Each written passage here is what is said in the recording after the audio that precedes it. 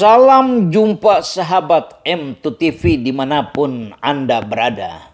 Kembali kami hadir untuk menyampaikan info-info menarik, mengupas data menjadi fakta, menyajikan berita-berita terpercaya, biar sahabat M2TV menjadi tahu dari yang belum pernah tahu. Dan kali ini kami akan mengulas tentang Logical Fallacy, Rocky Gerung, Rizal Ramli CS. Tetapi sebelum kami lanjutkan ulasan ini, jangan lupa subscribe, like, dan komen konten-konten M2TV, biar kami akan tetap eksis untuk menyampaikan info-info menarik yang tentu akan menghebohkan. Logical Fallacy atau sesat pikir. Ada Rocky Gerung, Rizal Ramli CS. Fallacy berasal dari bahasa Yunani yang berbunyi falasia, yang artinya sesat. Logical fallacy secara akademik didefinisikan sebagai kerancuan dalam berpikir yang diakibatkan oleh ketidakdisiplin pelaku nalar dalam menyusun data dan konsep secara sengaja maupun tidak sengaja. Hal ini juga bisa didefinisikan dalam bahasa pasar pikiran ngaur. Ada dua falasi yang terkenal dalam sejarah filsafat, yaitu mereka yang menganut sofisme dan paralogisme. Kenyataan ini karena kelompok yang pertama mempraktekkan sesat pikir adalah kaum sofisme. Sofisme sekelompok cendekiawan yang sangat mahir berpidato pada zaman Yunani kuno. Mereka melakukan sesat pikir dengan cara menyesatkan orang lain. Padahal si pengemuka pendapat atau seorang tokoh yang diserang oleh mereka justru tidak sesat pikir. Mereka selalu berusaha mempengaruhi khalayak ramai dengan argumen-argumen yang menyesatkan melalui pidato-pidato atau diskusi-diskusi yang dapat ditonton oleh orang banyak. Mereka menciptakan satu kondisi seakan-akan mereka orator sejati atau seorang sosok yang sangat cerdas serta memiliki segala macam pengetahuan. Padahal sebetulnya mereka dalam situasi sesat pikir dan hanya bermodalkan memutar kata-kata. Pada umumnya kelompok sesat pikir adalah orang yang menyimpan tendensi pribadi. Mungkin karena mereka tidak diterima oleh lingkungan kerajaan, atau mereka merasa pintar dan bisa membangun negara dengan pikiran-pikiran mereka, tetapi tidak dihargai oleh penguasa. Atau karena mereka merasa memiliki pendidikan yang mumpuni, tapi mengapa tidak dimanfaatkan oleh penguasa? Mungkin juga karena mereka tidak diberikan jabatan dan kedudukan oleh penguasa. Akhirnya muncul dendam pribadi yang dapat mereka tuangkan dalam pembahasan dan penilaian kebijakan publik. Sedangkan berpikir ngaur adalah orang yang tidak menyadari kekurangan dirinya dan tidak bisa bertanggung jawab atas apa yang diucapkannya, yang dapat disebut dengan istilah paralogisme. Sosok Rocky Gerung dan Rizal Ramli adalah kelompok sesat pikir. Hal ini karena dalam berargumen, Rocky Gerung kelihatan sangat egois. Pada waktu mengemukakan pendapat, dia merasa orang lain bodoh dan Rocky Gerung lebih pintar sendiri. Jika sedang berbicara, semangatnya menggelora, seakan ruang itu hanya miliknya sendiri. Kepribadiannya sangat mudah ditebak. Jika diberikan kedudukan atau jabatan, pasti diam seribu bahasa.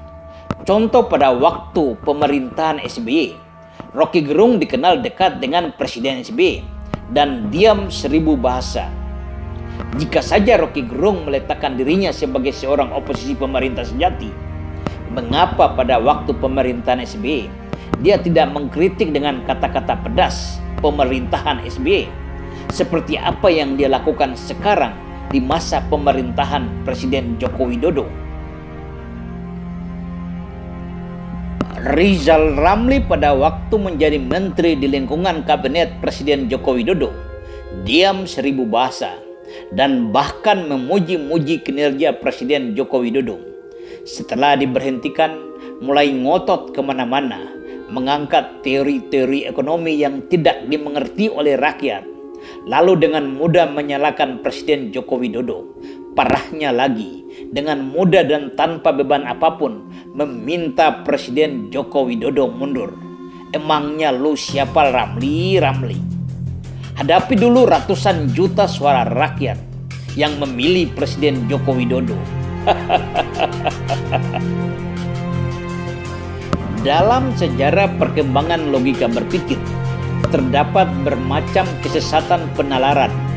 Secara sederhana, kesesatan berpikir dapat dibedakan dalam dua kategori. Yang pertama, kesesatan formal adalah kesesatan yang dilakukan karena bentuk penalaran yang tidak tepat, tidak sahih. Kesesatan itu terjadi karena pelanggaran terhadap prinsip-prinsip logika mengenai proporsi dalam suatu argumen. Yang kedua, kesesatan material adalah kesesatan yang terutama menyangkut isi penalaran. Kesesatan ini terjadi karena faktor pembahasan sehingga menimbulkan kesalahan dalam merampungkan kesimpulan, dan juga bisa terjadi karena tidak ada hubungan logis atau relevansi antara premis dan kesimpulan. Berikut adalah kesesatan berpikir yang dapat dikategorikan kesesatan material. Yang pertama, suka mendramatisir keadaan, atau hanya dengan satu permasalahan mereka beramai-ramai menjadikan itu sebagai satu isu untuk didramatisir sedemikian rupa dengan maksud menutupi kebaikan-kebaikan atau prestasi-prestasi oleh pemerintah yang sedang menjalankan kekuasaan. Contoh, DPRD dari kelompok oposisi atau DPR RI dari kelompok oposisi begitu ngotot supaya para koruptor dapat dihukum mati atau menerima hukuman seberat-beratnya. Mereka mendramatisir keadaan dan mengkondisikan semua situasi seakan-akan pemerintah yang berkuasa tidak pro terhadap pemberantasan korupsi. Tetapi seiring dengan perjalanan waktu, tertangkap seorang DPR RI dari partai oposisi karena korupsi. Lalu partai oposisi diam 1000 bahasa. Mereka tidak dapat mengatakan apapun. Atau ada juga kejadian ketika para mahasiswa yang ditunggangi oleh kelompok-kelompok tertentu melakukan demo besar-besaran di bundaran Hotel Indonesia. Ketika polisi menangkap seorang pendemo karena brutal dan bertindak untuk menyerang polisi dengan aksi kekerasan, dengan mudah seorang Rocky Gerung mendramatisir keadaan lalu menyalahkan Presiden Joko Widodo tidak pro demokrasi. Yang kedua, sangat mudah menyerang pribadi orang lain.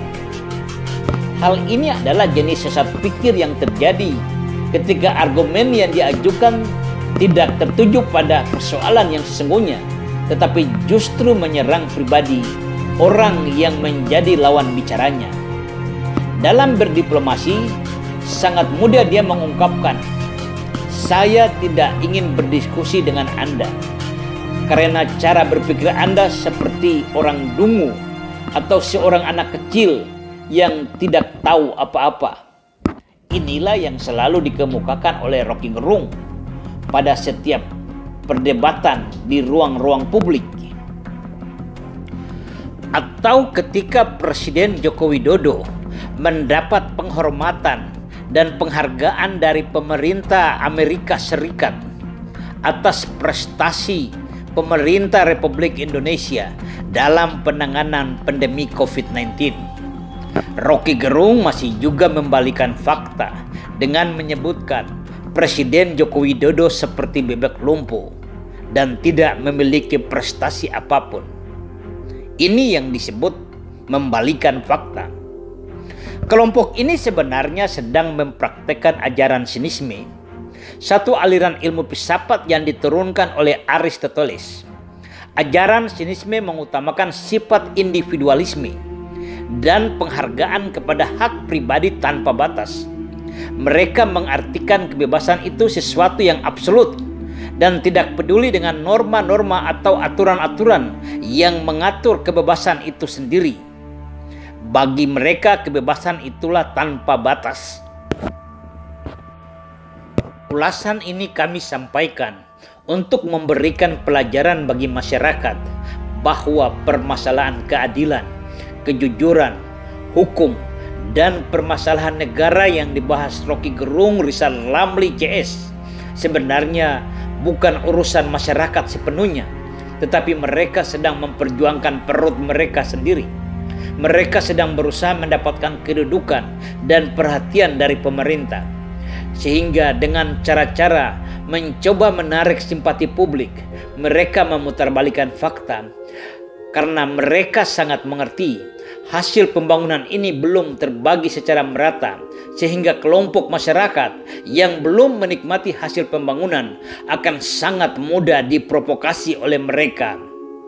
Dan kita harus sadar, sejahat-jahatnya seorang pejabat adalah dia yang berani menjual nama rakyat untuk kepentingan perutnya sendiri.